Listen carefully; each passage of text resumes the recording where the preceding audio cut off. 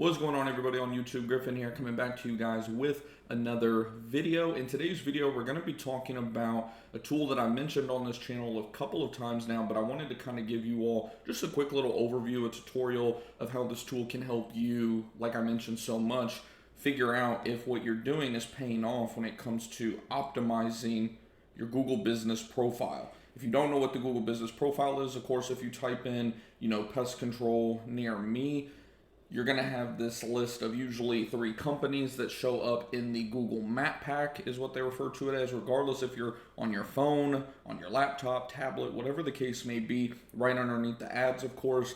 As you can see in our area, of course, we're, in the number 1 position. And the tool we're actually going to be talking about today is called Local Falcon. So Local Falcon is pretty much, it's very similar to Bright Local platform from the standpoint of you're pretty much, what we do with this essentially is just run the grid, because that's all that we really, use this for. We don't use all the other tools that are in Bright Local. I can understand why Bright Local is slightly more expensive, but this plan that we have is right around $25 a month.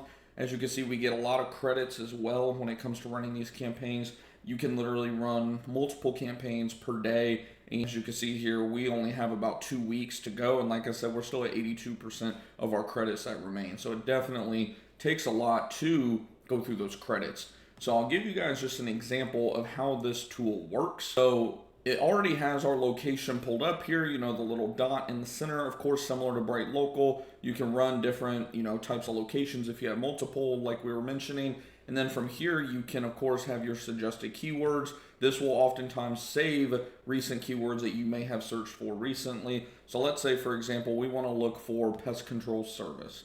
From there, as you can see, we have our setup on a 13 by 13 grid and a 9-mile radius. It's very easy to play with this. It goes in, as low as 0.1, a tenth of a mile.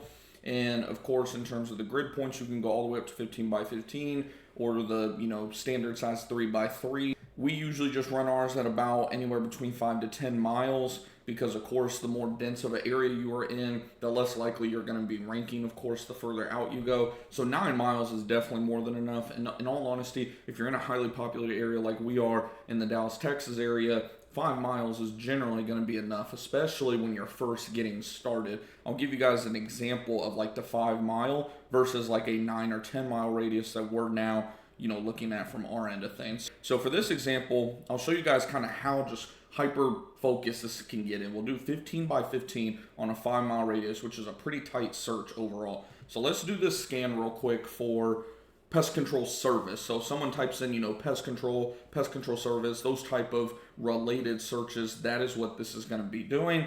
Now, I will say that sometimes this does take a second to load.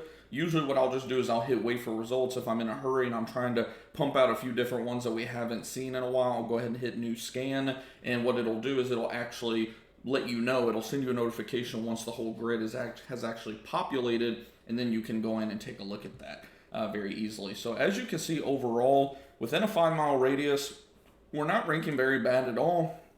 I've mentioned this on our channel multiple times. This is what we focus on the most when it comes to our local efforts in terms of those hyper-local SEO, blog articles and all that type of stuff. We've been focusing obviously on Rowlett, Texas for the past year or so now, about 2 years now.